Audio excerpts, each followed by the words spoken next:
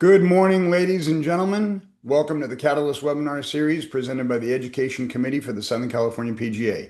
The Catalyst webinar series is a bi-weekly educational platform for creating success and change in your club and career. Today's Catalyst is also brought to you by our presenting partners DRS, Digital Revenue Systems. Educate with elegance. Your facility deserves more than just static. Where screens speak luxury, digital signage designed to elevate golf, fitness, and wellness experiences. For more information, go to digitalrevsystems.com. We're very excited to have the one and only Big Tuna, Scott Heyn, CEO and GM down at the Farms Golf Club in Rancho Santa Fe. Scott's been around the section for many years, since 2000, I think. He's a graduate of LMU, played golf there, played golf at University of Nevada at Reno as well. He's spent time working with large management companies such as Troon, Kemper Sports. He was the GM at Black Gold Golf Club in Yorba Linda, but you didn't open up Black Gold, I don't think. I did Eric, not. Eric did, I believe. And then he made the jump to private equity, and he was the GM at Oakmont Country Club in Glendale for 5 or 6 years, prior to going down to Rancho Santa Fe, where he's been the GM CEO at the Farms Golf Club for the last 8, going on 9 years. We've asked Scott to join us this morning to talk a little bit about the $16.5 million renovation that the Farms Golf Club just went through.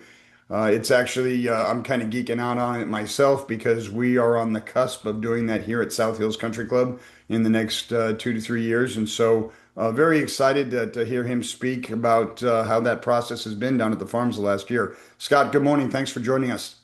John, thank you for having me. It's an honor. And to everybody out there, thank you for hopping on. I hope we have a good morning and everybody gets to kind of share in a little bit of some of the insights and takeaways from our project. Super excited to talk about it. It's something I'm really passionate about. And we'll get going. And for those PGA members that have questions along the way, this is an open forum. We encourage you to jump in. Scott's going to speak extemporaneously. He'll answer questions. I'll be keeping an eye on the chat box. So if you've got a question, feel free to raise your hand and I will interject your question along the way. Thanks for joining us. Go for it, Scott. Sorry to interrupt. You got it. All right. Well, again, good morning, everybody. This project is, not just something that happened last March through October. I got here about 8 years ago, a little over 8 years ago, and I was super excited to come to the farms because it is an amazing golf course. We're a golf club.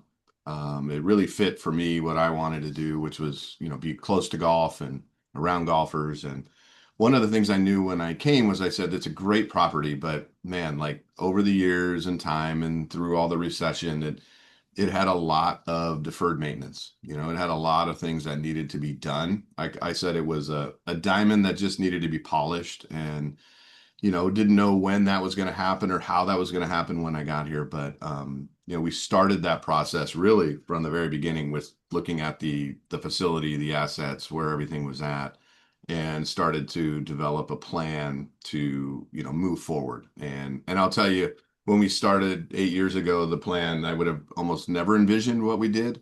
The club just wasn't there. We weren't ready.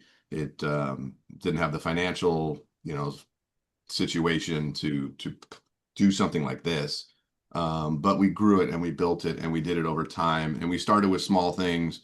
Our first big project was redoing the bunkers in 2019, which just really needed it.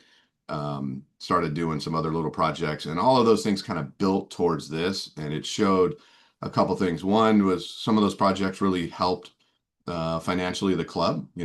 We started getting it in great shape. We started turning it around. Membership started going up, and we were building for more and more. But it also built confidence, for the membership that we were moving forward and we were trying to make the club better, right? And probably the biggest thing we did along the way was really a lot of our capital planning, which was investing in that and getting the information, sharing it with the membership, and working towards saying, hey, I know it looks pretty good now, but there's a lot of things buried out here that are past their useful life, and we really wanted to get going forward. And that kind of is what drove everything through those 8 years to get, to this point. And So, so Scott, who is the champion for this? Because, members can become complacent. They don't really know what it takes to make the golf course the way it is. They know that it's beautiful. They like playing it. And so when you start, trying to sell this long-term plan of a large-scale renovation, there's, I'm sure, a lot of resistance from a lot of people that say, "Hey, we don't need to pay for that. The place is fine. What's so wrong?" Who is the champion of that that sales process basically? yeah, it was really run, I guess, led by myself and the board.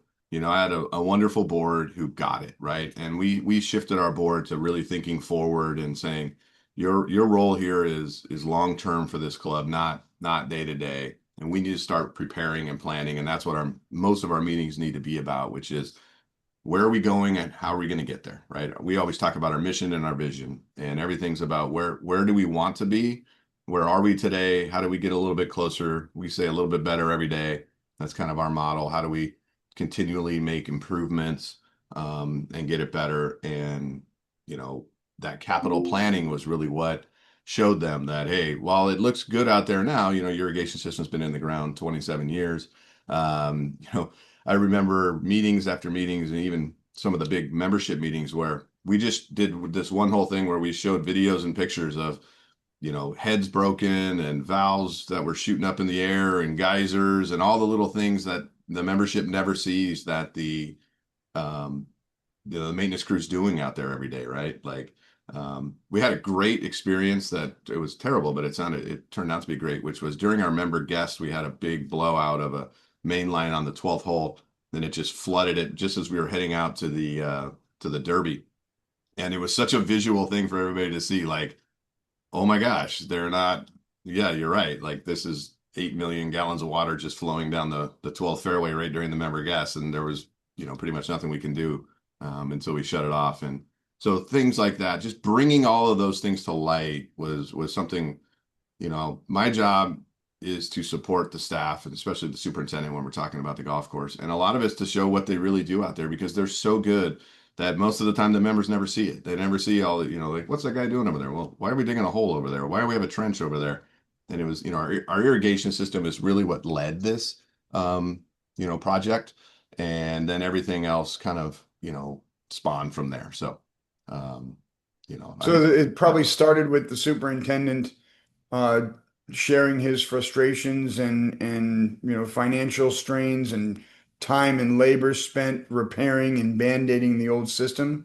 That was probably brought to your attention by him originally. Yeah, that was probably the start to everything, right? That was the really critical thing that we're like, this is becoming a problem and it's becoming more of a problem every year, and we're spending more and more time in man hours. And gosh, guys, we'd love to be doing stuff to make the course better, but we're over here fixing all these other things. I can't have all these guys tied up every day. Like we got, and what ended up coming from it, and this was kind of an overall club thing, was if we want to be the best we can be, we've got to give our team the tools, that they need to do it at that level, right? You can't have the best greens in the world when you're running 40-year-old mowers on them, and you can't have the best fairways and things if your irrigation system, half of them don't work, and you're not getting good coverage and things aren't rotating. And every morning you're waking up, coming out, figuring out what didn't run today, and then having to run it during the day because you're trying to catch up all day. So, they believed in our superintendent and our team, which I think are super talented, and said, you know what, these guys do an amazing job, and basically hardly anything works out here. Can you imagine what it would be like if we gave them the right tools? So let's so that's kind of a little backstory on how we got here, and we'll do a little bit more as we go through here, and I'll try to be quick here. So, as we started this program project, I'll just take everybody through. Total golf course project was about 16.5 million. We opened October 1st, 2025, so we've been open about 8 or 9 months now, which it's just been flying by. I love this fact, but we finished $8 under budget, so. It's kind of cool. The guy he goes, I'm going to bill you for the full amount. I say, can you just make it like $8 under or something, just so I can say it's under? And he was able to do that. We were able to do this whole project with no member assessment. So we'll talk a little bit about that, which I think is really unique and cool and can be done. The whole project from start to finish was 7 months. We closed October 1st of 2025. We reopened again March 1st. We opened October. So 7 months to do everything. We were completely shut down as far as the golf course, and we had some of the clubhouse open during that time. We did a complete golf course renovation minus the greens. So the only thing we didn't touch was the greens, although we did touch some of them, but they remained intact. They were redone about 20 years ago. So got a great useful life. They're fantastic. Really no reason for us to at this time to do those. All new practice facilities. We had a beautiful designer who actually came in who was different from our golf course architect who specializes in practice facilities. We're such a unique place here at the farms. We're a golf club. People are passionate about golf. They love to practice. So we built what we think is one of the most functional practice facilities. We were not looking for it to be absolutely gorgeous and look like the golf course. We wanted it to be something that our members could try to get better at golf at. So there's some really cool features with that. All new irrigation system. All of our lake walls, we had railroad ties that were 40 years old around all of the things that were originally a Pete Dye golf course. And they were falling in the lakes everywhere. And so we redid all of those. We actually used the same wood and specs that they did everything at TPC Sawgrass. So if you've seen around the golf course there, it's that same wood walls, not railroad ties anymore, but kind of upgraded. So Scott, you said you didn't touch the greens. Greens were 27 years old, or they've been done somewhere in between the club opening and now. Yeah, they had. So they had been done about 20 years ago. And they're bent, I'm assuming. They are now Poana. So they were originally bent and now to Poa. And they're just fantastic. I mean, we had them research studied. Everybody's like, you got great root zone and everything looks really good. So then we've had great greens for years. So, it wasn't something they wanted to do, ultimately and honestly, it was probably the cost at the time, as well as, that would have lengthened the closure, which was something that they were really cognizant about. I'm sure if anybody's done any of these, that's always a big deal. So, and they're great. So it wasn't that they weren't really the issue. Also redid every bunker on the golf course. And outside of that 16.5, we actually did, since we were closed, and we'll kind of see some of the theme is like, if we're doing this, what else can we do? We basically did a light remodel on the entire clubhouse. So painted everything inside out, all new flooring throughout the clubhouse, all new lighting throughout, bunch of new furniture, really upgraded everything in there. So took the time to kind of make some changes in there as well. Here's kind of the story. We just talked about it. 5 years basically is when we really started planning for this project. And kind of the theme of this story is, you don't really just say we're going to do a project. I mean, it started way before that with the planning, the member education, and the funding. How are we going to play for it? And there were probably 3 iterations of this project over those 5 years. We started with, we're just going to do irrigation. And then it was, we're going to do irrigation in lakes. And then it became like a full renovation. So, Was that by design once you got buy-in from the membership, or it came more idea based along the way, or was that part of the plan? Well, and as we go through this, we'll talk about it. But really what we started with was what's necessary, right? What is obligatory things that we have to do because we have these assets and they're failing, right? And so that's where it started. Like, let's just do that. And as we went through the process, the members kind of said, well, can we do this? Can we add this? What about that? If we're doing this, shouldn't we do that? Right. And it's just that those discussions just kept going on and on. And as we financially had our funding mechanism in place, we had more and more money and we had more and more opportunity to say, okay, we can do this. Can we do this? How much extra is that? Those kind of things. And so that's what that 5 year really got to a point where everybody was happy because it's an interesting thing, a membership. You know, you had a lot of people that said, let's just do what's necessary. And then you had a lot of people saying, let's do everything and anything, right? And somewhere you got to meet in the middle, and then it's got to work financially. So it kind of evolved over that time. Um, this was our team that we put together. So our we did a long study, looked at a lot of people, and ended up going with an architect named Timothy Liddy. Timothy worked as the co-architect for Pete Dye for the last 30 years of his life. Did all of his projects. They were the only two people in their company. So he did all the Kohler courses, Kiowa, all the later projects with Mr. Dye. Probably the world's most expert on Mr. Dye, as well as just, knew him so intimately. What ended up happening here, that was kind of what shifted, was we actually didn't have an architect in the project until about 2 years before we got to go. And we brought Mr. Liddy out to look at the lakes, because he had done some lake renovation with a few different Dye properties. And he helped us out with that. And as architects go, and I remember telling the board, I said, if you bring an architect out here, he's going to want to go around the golf course. Like they're not just going to come. He's nice to come here and look at the lakes, right? And we finished looking at the lakes, and he goes, can we all take a walk and go around the course? I remember looking at my president going, here we go. Uh, so again, that's kind of how it morphed. We weren't even thinking about it necessarily. We were thinking about it, but we weren't really thinking about it. And our golf course was opened in 1988. It was originally a Pete Dye. And then in 2000, they did a renovation, small renovation, and went kind of away from the Dye. So we were probably a half Dye with a half Tom Lehman and John Fote redesign. So it didn't really have a signature. It didn't have consistency throughout. It was a great golf course, but if you want to be kind of great these days, you need to be something. And we were kind of like a mutt.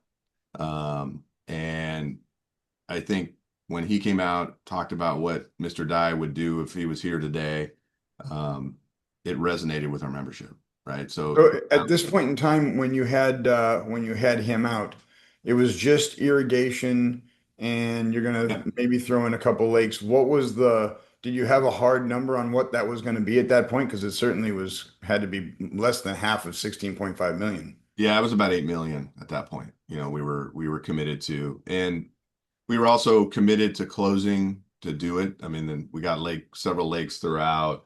It's a small property. Like, it was still going to be like 4 months of a closure at that point. So that's kind of, as this, talking and talking and talking, it just kept growing. And then they said, well, how much more money and how much more time would it be if we actually went back to a complete Dye and brought this back to what it was built to be, what honestly most of our members had never seen, because they had never been here when it was a complete Dye, other than maybe some pictures. And um, it became something that was achievable. And then they said, let's do it. There's an interesting thing that happens in these projects is, and we've all done lots of different things at clubs, you know, they're expensive and you have to do them. But if you end up like putting a new roof on and you come back out and they're like, man, we just spent like $1 million putting a new roof on the clubhouse. And they're like, yeah, it looks like a roof, right? There's no excitement. There's no cool, like, wow, we got this something new, right? And I think our members were kind of in that point where they were like, it needs more, but we want something rather than just irrigation and, lakes and all those things, and come back out to the same place. So that's kind of when he came in, and when the membership started getting excited, because now they're thinking, man, I'm not just going to not play golf for 4 months at the club. I'm going to come back and have something great, something new, something different. So it got their excitement going. All right, so let's just go back. We've talked a little bit about this, but I think it's just kind of sums it up. But those 5 years that we talked about doing irrigation, doing all these other things, the main thing was we identified the infrastructure problems. Like, they couldn't argue with that. Those had to be done. We studied all the different solutions. We evaluated the costs. We went through, if we do this, that, and the other, here's what it's going to take. We really understood everything that was going to happen, and we spent a lot of time with members getting them to understand why it's necessary, and what the costs and the consequences are going to be from doing this. And that was kind of the original plan. Um, I think, looking back, I didn't know this when we did it, but it was a really cool way to go through the project in the fact that we originally told them all the things that had to be done, all the problems that we had out here. And then once they understood that, they said, well, we got problems. We need to fix these problems. Um, and we did that well before we actually got to this project, which said, here's the new design and all that stuff, which was the cool stuff. Um, so once they had that bought in, they were kind of like, we know we have to do something. And then it just became, well, what are we going to do to solve it? Rather than I've seen a lot of clubs go in and say, this is the whole project. This is what we're going to do. And you're selling the project. But we really sold the problems and then the solutions separately. By taking that approach, I think the result was, it was less emotional, right? It wasn't like, do I want to do this? Do I not want to do this? It was, well, we need to do this. And then is this just the right way to do it, going forward? So the second thing, and I'll give my president at the time all the credit in the world, was he's a real smart financial guy. And he sat down with me and he said, Scott, before we can do anything, we need to know how we're going to pay for this. And we need to put that in place.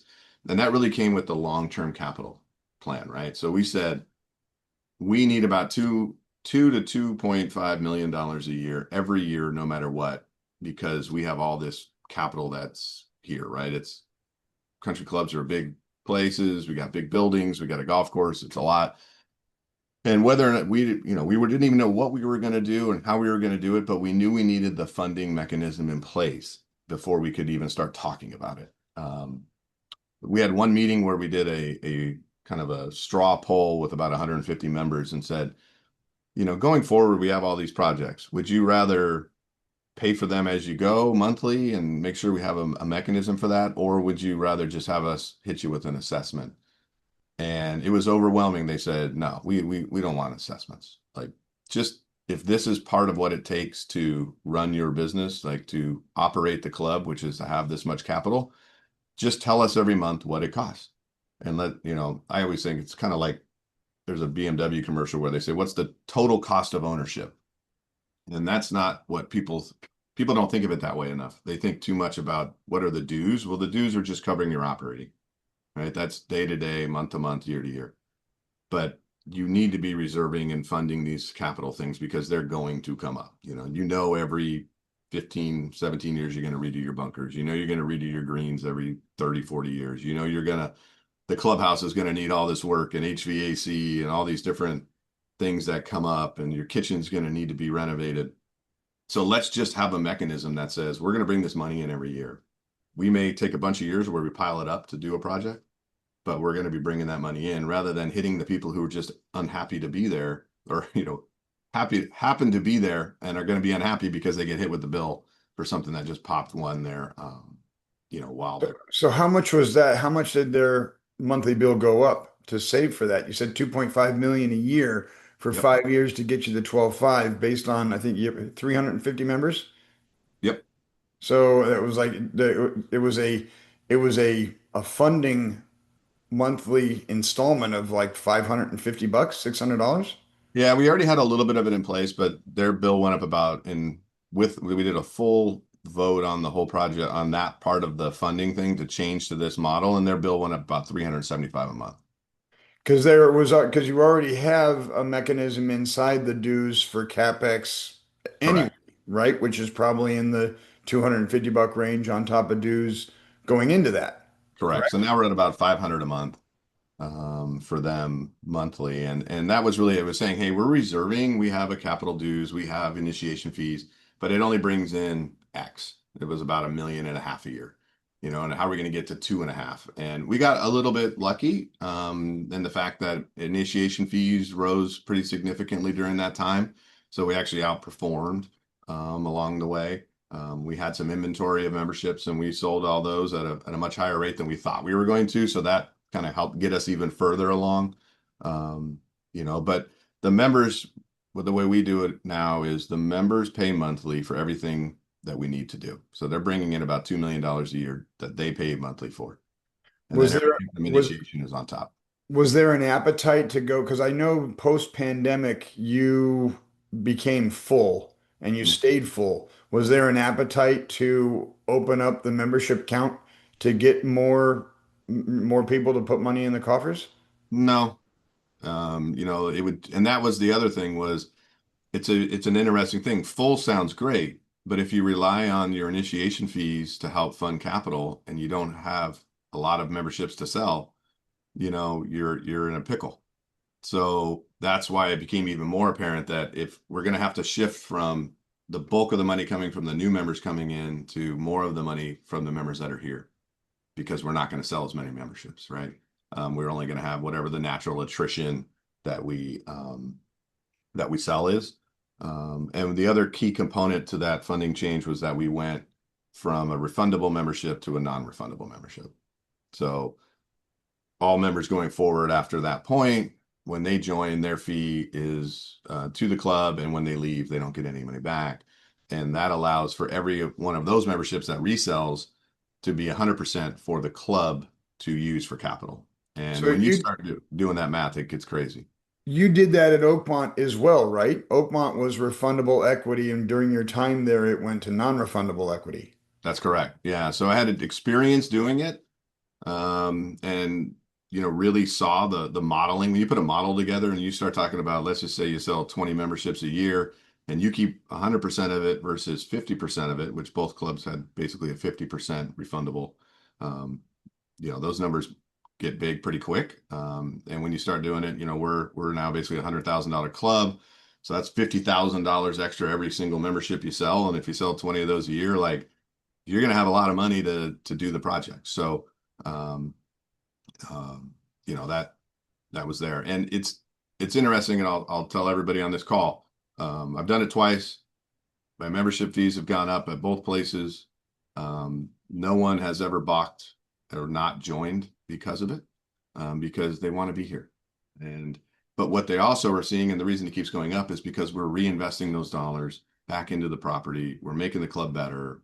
All those things that people are looking and saying, well, yeah, it costs a lot because it's a really great product, right? And they're willing to pay for it. So So sorry, Scott, I got two questions here. Like I told you, I'm geeking out on this keep right now. going. So obviously going to a non-refundable, you probably got a lot of long time, probably older members that are not in favor of that idea. Did they get a vote on that? First question. Second question is, were they grandfathered into being able to still get half of their initiation fee back when they sell? Yeah. So here at the farms, we did a vote, required a vote per the bylaws. A vote of the entire membership? Correct. Because it was a bylaw change. So we had to do that. And yes, we did grandfather everybody who was in with the refundability. So that kind of slows down the money coming in for a little bit. Because those are Interesting. the guys that want to get out, the ones that don't want to pay for the project and then have been. Correct. Um, so you got some guys that are like, hey, I paid and this is what I joined for, and that's fine. And it really wasn't the main driver for this project, but what it's really going to do is create crazy funding for the club in 5, 10, 15, 20 years. And so it's like, as long as we get there, it might get there a little bit later than we wanted to, but we're on our way. And then it's going to be just a windfall for the club so that we can next get to the clubhouse and get to this and pay down the debt from this project a lot faster than the actual schedule. And so we can get on to the next and start reserving and getting the next big project, right? I firmly believe people want to be at a club where they know there's consistency, right? They know that the product that they're getting, the daily experience they're getting, is at a level that they want, that it's consistent, and you don't have these ups and downs through the years, right? And by having this mechanism where everyone's paying monthly and we're keeping the funds that are coming in from initiation, allows us, even the harder times, to have the money to do the necessary improvements and even some fun things that they want to add to the club, which makes it like such a great place to be, right? When you've got some new fun things. So the best clubs in the world, you don't look at them and go, well, that clubhouse looks tired or that golf course needs to be redone. And then they don't get stuck in that point where you're going, well, the economy's down or membership's struggling right now and golf isn't hot, so we can't do anything and we got to hunker down. It's like, well, that's actually the time to invest, right? If you're in a business.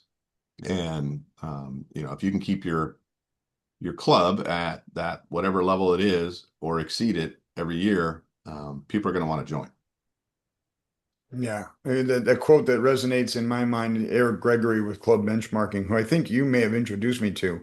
Yep. He was like, if you want to, you have to project yourself 30 years into the future and then turn around and look back at your club. And if you haven't spent at least $30 million enriching your club along the way, you're not going to be then who you are today. Yep. And that Yeah, initiate that for initiate us it was 60 million. yeah, right. Like to do it at the level we want to be at and keep it up there. And yeah, I mean, you'll be behind where you are today, probably in your competitive set. So, um, this next slide real quick is kind of what we've talked a little bit about already, which was really going from necessary to extraordinary, right? This is when the transformation hit and we said, the question became, since we're already doing this, what else should we do? And I remember being in these meetings, and that was a really big thing when somebody said, well, what else should we do? You always got that guy. But they listened. And that's when it really went from just doing a maintenance project to like, how are we going to transform this property? And maybe make up a lot of those 30 years in 1 year, right? Rather than doing it a lot slower. Our goals were we want to be one of the best golf clubs in America. We wanted to see if we could really actually elevate ourselves within our competitive set, right? We had pretty much been in the same place and it's a nice place, but we said we believe we can be one of the better clubs. One of our goals was to be a destination club. Part of our long-term planning really was to bring in more national members than local members and try to change our club dynamics that way. When the club originally opened, it was in 1988, it was super hot. It was a great property. It was really talked about.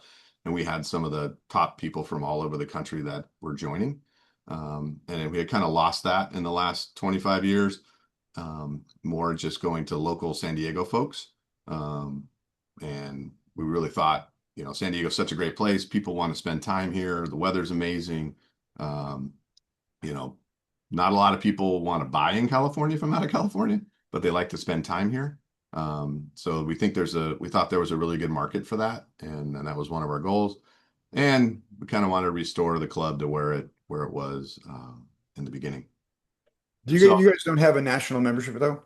We do now. Or you do?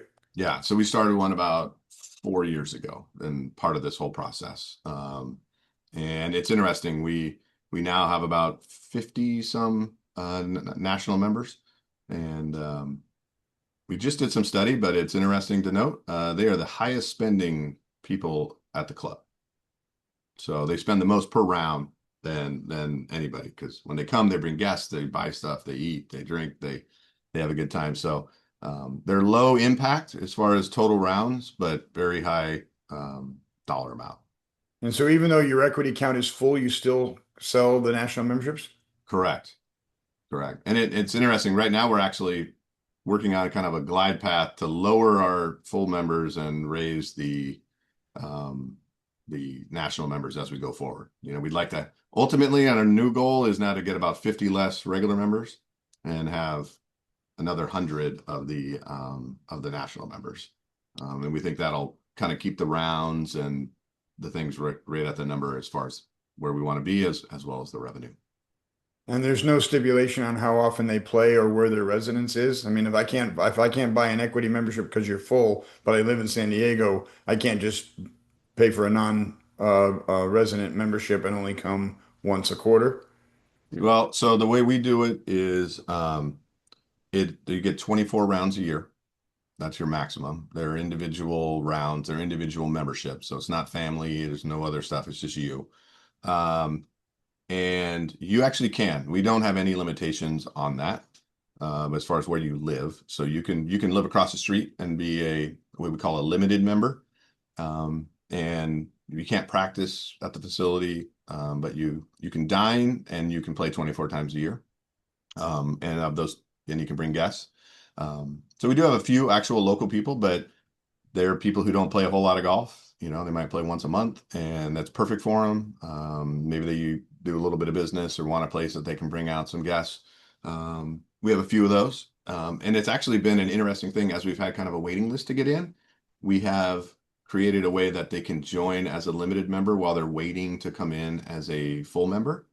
So we can capture them on the way in and get them to meet everybody, spend some time at the club, and then as they go through the waiting list, transition into full membership. So here's what we approved. That was the original, the final thing when we decided to go. This was something that when I look back and you all asked me to talk about this, I thought was really one of the most important parts, and that's choosing the right team to do a project like this. You get a lot of outside influences. You get members who say, we want to call Gil Hans, or we want this or that. And there's a lot of great ideas, and all these people are really good. But I think you got to find somebody who fits your team, your vision, what you're looking for, how you work. And we really found that with some of the people that we worked with. And so our architect really, again, was, once we wanted to go to a Pete Dye, it kind of narrowed down the list of people that were Pete Dye experts. We wanted somebody who shared our vision for the club, who really got it. We asked a lot of questions because we're a golf club, we're a players club. It's a hard golf course. It's not your typical design where you're just trying to make sure everybody has a really good time. Part of our ethos here is like, it's hard, and we love that. That's why they joined here. So they were very cognizant to say, we don't want to reopen and everybody comes out here and doesn't have the teeth the farms had, right? And that was interesting. Some architects weren't really into that. So you settled on Liddy, but how many architects were you looking at I mean, I'm assuming Maybe you started three. with the architect, then you went to the architect helped you get the general contractor, and then Yep. once you got the general contractor helped you get the landscape contractor. Yeah, we did kind of a little bit all together. But the landscape kind of came um, through some different sides. Like we knew them. Um, prior here, they had done work here on the property kind of since the beginning. They've been kind of working with us. So they were kind of already in place. And then the contractor, actually, we did a really thorough search on that, brought in all the big boys, some of the smaller, tried to really understand each of them. And we ultimately settled with Integrity Golf. Integrity has done a ton of work here over the years. They've done 4 or 5 little projects for us. They're local. We know the owner, know the people. I know they're quality people. The biggest thing that worked for them was, and the final thing was, 1, their number was good. So, that was huge. But 2 was that they are local and they have the resources, right around the corner. And that Had turned out to they be huge for us. so Liddy, I'm assuming was a big part of that because I mean you need the synergy of the architect being able to work with the general contractor. I'm assuming he was a part of that process and he had worked with them before. He was, and I'll be honest, he had just finished a project with them at the Hideaway the summer before. So they had worked together. Also Uh, Pete Dye. Also Pete Dye, he was doing a similar Pete Dye, restoration over there for them. And he had a good experience with them. Wasn't great, but it was like they're fine kind of thing. They were good. Um, he has a firm that he likes to work with, right? And he was pushing them hard. Um, but ultimately, this is where kind of all the mediation comes in. It's like, well, I know you love working with them, but it's $1.5 million more. What do you want us to do, right? And we know these people and we trust. I know you don't have a lot of experience with them because he hasn't done a lot of West Coast work, and they're a West Coast based company. But basically you got to kind of trust us. And he had worked with him once, and he basically said, I want this guy, I want that guy, I do not want this guy, I don't want that guy. And that's where we all sat in a room and said, hey, Integrity, like, you're about to get this, but here's the final things we need. I want your best foreman, your best superintendent, I need this shaper on the job because he's worked with Tim and he knows how he likes to do his bunkers and his shaping. And we kind of held their feet and said, let's write all this down and put it in the contract. We're going to have all these guys. And one of the actual things that we had was their owner, who's really great. We mandated that he's on site once a week. And that we can get, I don't want to be going through a chain of command and all kinds of different things to get things done. Like, I need you out here. I need you involved. And he was. And so all those little things kind of built this amazing team from them. We pretty much got their A team. This was a huge project for them. And that's probably something else that people should always look at is, yeah, it's cool to work with some of these really big names and big things, but if you're not a priority for them, you have to be honest and look at your facility, your club, or what you're doing. Because if you're a small project for them, you're going to get their B team, their C team. If you're a small project for the architect, they're going to send their guy under them and their little, minions and people to do most of the work, and you're hardly ever going to see them. If you're probably building a new, Kaiser property, you're going to get Gil Hans or all these guys are going to spend a lot of time there, but are they going to come to the farms, right? Are they going to spend a lot of time here? And what ultimately sealed it for us was Mr. Liddy worked for Mr. Dye, did it the same way he did it. Mr. Dye was old school. He liked to build the golf course out of the dirt, not out of a CAD design. So Mr. Liddy was actually on site every single day of the project. And that's how he's built every golf course. He would do one at a time. We actually had to put him up in a condo over in La Costa area for 5 months, actually with Mr. McHugh's building. And he was here 7 a.m. every day till we left at 7 o'clock every night, walking the property and looking at it and detailing it. And, it allowed us to go way quicker than we would have in the typical setting these days, which is you do a bunch of work, then you bring in somebody to review it every week or two. And then if they don't like something, they got to go back. Well, we were doing that every single day. So as we got started, working, the morning was, here's what we're working on, the new stuff. Then in the afternoon, he'd go back and look at what they finished and improve it. And then we just keep moving on. So again, that was a real key takeaway that I think somebody can learn from, which is you need to have if they're going to have sign off and final decision, they need to be on property as much as possible, because otherwise the contractor's waiting. He's like, I'm not going any more forward till they sign off on this. And he's out of town and he won't be here till Tuesday. And you're losing days and you're burning daylight and, and time. So.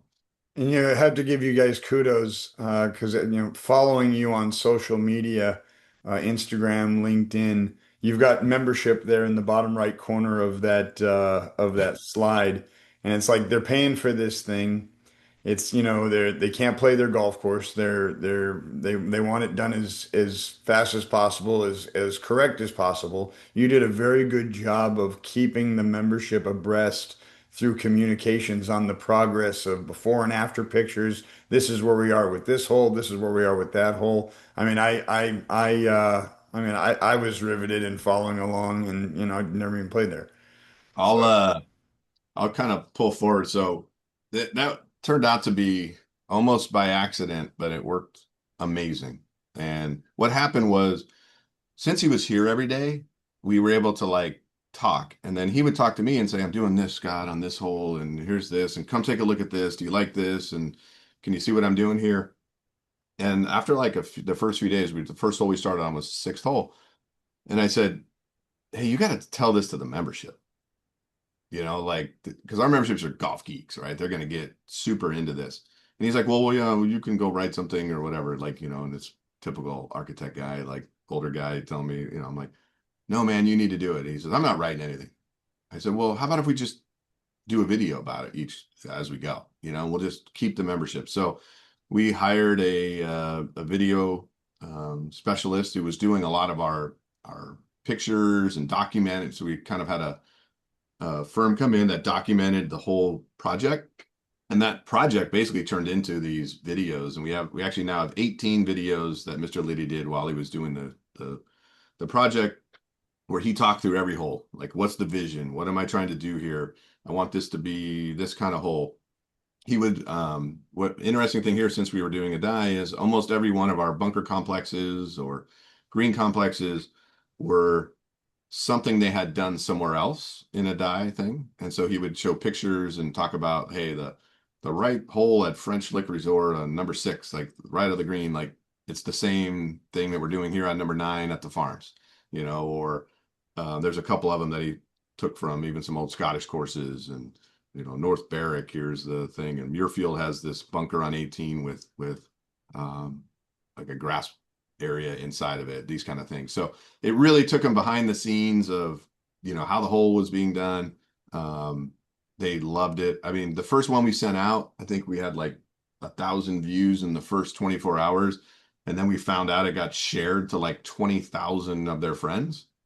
And we were like, we looked at the numbers and we go, okay, we got a hit here. And he hated doing them because they don't like talking about stuff. And Sure. what he told me was, he said, I'll do it, but it's got to be like you and I just talking, right? Like, and because that's how we were doing out there. It was fun. And rather it being like write something or have a speech. So most of them were literally us walking down the fairway, mic'd up, just talking about it. And I would say, what's going on over there? What are you thinking over there? Like those kind of things.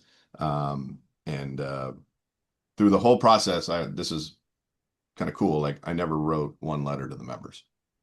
Uh, He probably looked at that process the same way that all of our superintendents look at going to the monthly Greens Committee meeting. or doing a video for the members or something, Right. It's right? Like, come on. rather have a root canal. And then he's like, no one's going to watch this thing. And then, it's turned out to be great. I will say several other clubs I know, friends of mine, they're doing projects now. They're all using the same guy. This turned into a pretty good business for him. And Tim's actually now taken him on his next 2 projects, and they're doing the same thing. So it's now actually weaved into his presentation of how Sure. he sells the product, like because he realized it was so important. And what it really did is it gave them everything they wanted without them being out there on the golf course. Because when you do these projects, if a members come out on the course, it just stops it. It slows everything down, Yeah. and there's safety and there's all these other issues. I mean, you got massive machines running everywhere. No one's looking for you. And so we had a thing like during the day while they're working, you are not allowed to cross this line and come out onto the property, unless you're escorted out. And at first they were like, "What? We can't go out there," and members, right? Right. But they were getting this and they were cool with it. And then what we also did for the members that I thought worked out really well was they didn't work on Sundays. So every Sunday we would have kind of like a brunch and a walking tour out there. And we would have one of our golf pros or myself. Every once in a while, Mr. Liddy came and walked around with them, probably 3 or 4 of the days. Um, and we just take a group out there. We're like, put your walking shoes on. You're going to get dirty. We're going to go show you what we did this week. Maybe talk a little about what we're going to do next week. But we kept it into just that day. So everybody was, contained and we could say the right message and they weren't just wandering all over because, people could get hurt out there. And you personally, probably that whole process and that whole packaging probably cut down on the amount of emails and phone calls you got with people looking for updates. That probably really, helped streamline your efficiency too. It was huge, and then it was like, I can't tell you how many times I said, well, did you watch the video on hole 7? They were like, no. I said, well, he answers that question for you. Yeah. Go watch the video. Like, I'm not going to try to tell you his words. And then they're like, oh, okay, cool. Like, I missed that one. Sorry. Um, um, so it was there. And it was neat because a lot of times we'd seed things, right? I'd hear things from the membership walking around up in the clubhouse. And then it was like, hey, Tim, they're talking about this. Why don't you answer that for them? And this, we'll answer that in the video. So we were able to kind of take the hot button things that people were asking and put it into the video and let him talk about it. And it was amazing, like the respect they have for a person like that probably compared to me, right? They don't Yeah. hear from me. I don't know anything. Right. And it really brought them together. And then now they're going out to going, do you see this? Like, this is why this is here. And the layering effect and the fact of you want to see a bunker with a bunker behind a bunker and it looks like a mountain range. where you see a mountain behind a mountain behind a mountain, and people talk about that all the time. And that was Tim's kind of vision, like it looks like your mountains here in Southern California, where you see a smaller mountain with another mountain behind, like, and then if you look at the green and it goes up into the mountains, and it's like all this kind of really cool art stuff. Now they know why it is like that. So. Um, So are you how many more slides you got? I got a couple more. Let me just do this Okay. one real quick because as I was putting this together, I said, if I was going to have somebody watch this and take anything away, when I did this project, I had never done something this big. There's no training for something like this. There's no class at PGA school that says this is how you do this. So anyways, and what I found was my role, right? People said, "Hey, Scott, what'd you do while you were closed? Were you playing golf all day and, traveling the world?" And turns out, no, I was in work boots and jeans. And, um, you know, we averaged walking about 9 miles a day through the dirt, which was a crazy thing. But really, the main job became a mediator. And if I look at project management, my job was to make sure that everyone was working well together. We talked about this as like a train. And so what happens when you're doing a golf course is the caboose or the engine in the front is really the architect and his shapers, and they're out there doing their work. And then the next train comes behind. It's going to be the irrigation team. Then behind that's the drainage team. Then behind that is the next people who are kind of rough finishing everything. Then you've got, all the way back to the last thing that goes down is sod, right? And you've got to make sure all those train cars are moving together. You can't have the engine in the front take too long because everyone will run into the back of them and then nobody's got any work to do. And so it was really trying to manage those train cars and just keep them moving all at the same pace. Nobody's too far ahead, nobody's too far behind. And that's what's going to keep you on the two things. All we talked about was budget and schedule, budget, schedule, budget, schedule. And those things had to really play off each other sometimes. Like we would go out and our architect would say, well, I want to do this on this hole and now, and we're going to change it and do this. And the guys come behind and say, that's going to take a long time. So where are we going to do something faster? Right. And he's like, well, when I get to the next hole, I don't have that much there. I'm going to do this. Okay. Like now, and we have to work together on that. Cause if you just let an architect go, like they're going to do everything. And you're going to be over budget, you're going to be over time and all those kind of things. So, there were several times where the construction guy, I remember there's about 3 times they came in my office, and every one I could just see on their face, and they're like, "You got to talk to Tim. I need you to get him moving." And then there was other times where Tim would come to me and say, "Hey, man, this is really important. This is going to be a feature, something like to make this hole one of the best holes in Southern California.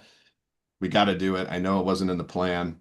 And then we'd say, "Okay." Then they would come back and say, "If you're going to do this, what are we going to do that's a little cost less? Maybe we got to do less bunkers on this hole, or maybe we need to, uh, not shape as much over here and pick up some time or speed." So it really was that working with the whole team, keeping them happy. Like I said, I think when we got done, everybody said, they all came to us and said, this was a great project because while we didn't always see eye to eye, while we all, there's going to be disagreements. We all made concessions, right, for the project, for the club to do it right. Um, and I think everybody made some money and they were on time and on budget, which, you know, for them was great because they're scheduled, contractors trying to get to the next job and doesn't want to be stuck here for an extra month, and those kind of things. So that really became my role in this, was just running from one side of the property to the other to talk to them, to come back to them and relay, because when they all talk together, it doesn't always work so well. Architects are, you know, territorial and they want it the way they want it. And construction guys, it's about money and time, and every day and every hour they're out there, we had about 2 to 3 months where there were over 100 workers on property every day. So I mean, it ain't cheap. And when I look at our club, we didn't want to pay more, so everybody's got to stick to what we are supposed to do. So um, and then the other part about this was, people are going to ask, hey, you did 7 months full golf course, opened on time, on budget, and how did you do it on time? And I really think the key, let me find that one, was keeping the circle small. Handling the membership, keeping them, giving them what they needed, but they weren't out here every day. They weren't super involved. We didn't have a big greens committee that was walking around trying to make decisions.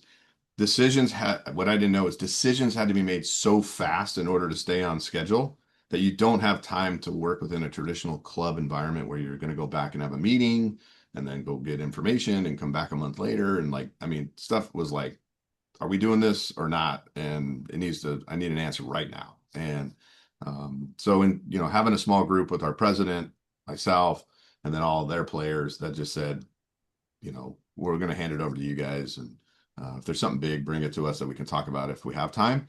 But day to day and all the little decisions, we really relied on the architect and the contractor to just work it out and keep moving. So going back to the original sell, I mean, you did it's closed for 7 months, you knocked it out, you stayed on schedule, you stayed under budget. Was there talk initially on trying to stay open while you did it and only close a certain amount of holes at a time? Yes. Um, there was a lot of that, especially when we were not doing the whole golf course. And then once we even got to the whole golf course, there was still talk where people were like, well, can't we do 9 holes and 9 holes? Um, and so what we did was we actually asked the construction folks, hey, if we did this, like, can you give us just kind of a rough, don't spend too much time on it, but what's a rough quote and a rough schedule to do that? And it was like $4 million more, and it was going to be over 2 years and all this and that. And, it just made, like, you want to spend how many more millions so you can play 9 holes or 6 holes? Um, and when you look at our property, we are one of the smallest properties you've ever seen for a golf course. We're 92 acres for the entire property, including clubhouse and everything all the way up to the homes. Like, we have tight access. We don't have a maintenance road. Like, how are they gonna, if they're setting up over here at the maintenance yard and they got to get stuff out to the fifth hole, like, how are they going to get there if you're playing the back nine, and how much does that slow down everybody? And then you look at safety and all these other issues of, you know, trying to navigate people and golfers, and it just became like something that just didn't make sense, right? And then we even got to the point it was like, well, what else? And we're like, well, we're doing the driving range, like, it's closed. I mean, so we had no golf, anything, except, as you see, a bunch of simulators inside our dining room, which is we put 3 sims in the dining room. We had leagues, we had people coming up to practice, we had our pros teaching lessons, and it actually turned out to be a really fun part of the club. So they'd come up, hit balls inside, look out the window, see what was going on, and kind of did it that way. And literally, we had caution tape around the building saying, don't go outside. So as we're running out of time here, I got one question. What did you want a long-term member to notice or feel the first time they returned to the course after it opened? I wanted them to feel that this was a Pete dye. Like, I wanted, I got pretty into it. I spent a lot of time reading and trying to study Mr. Dye. I played a bunch of his courses, but I wasn't like, didn't know much. And it became kind of the rallying cry, right? It was to be a Pete Dye. We wanted you to walk out, look at it, and go, that's a Pete Dye. Or then you wanted you to play it and go, yep, that was a Pete Dye. We wanted to honor Mr. Dye. He had been here originally, and with Mr. Liddy having so much respect for him, we wanted to do it right. So that, give him that full attitude to go out and say, it was really interesting. So a quick story before we go. So when the first times we met with Mr. Liddy, we brought him out and we started walking, and he basically said, he stopped on the tee and he said, hey guys, whenever I stop, I'm going to say something. I'm going to tell you what Mr. Dye would say to me if we were here today, if we were both here today. And that's how I'm going to design this golf course. Like, it's not his design. It's literally channeling what 30 years of listening to Mr. Dye yell at him and say, and his joke was, his nickname was effing Liddy, which was, what are you doing over there? You're supposed to do this. Don't forget that, So it became a really cool thing. And to honor Mr. Dye. And I remember when we opened, Mr. Liddy actually in his speech, like crying, talking about how much this meant to him and how important it is to save these properties, keep these properties a die and to let that heritage go on for years and years to come. So Fantastic. Well, Scott, on behalf of the Southern California PGA and the Education Committee, thank you so much for coming on this morning's webcast and sharing what a great project, what a great story, and grateful for your time in sharing that expertise and that experience. For all the PGA members on this morning's webcast, you will receive one PDR credit for joining us this morning. Thank you for supporting the Catalyst webinar series. Thanks again, Scott. Have a great day, everybody. Take care.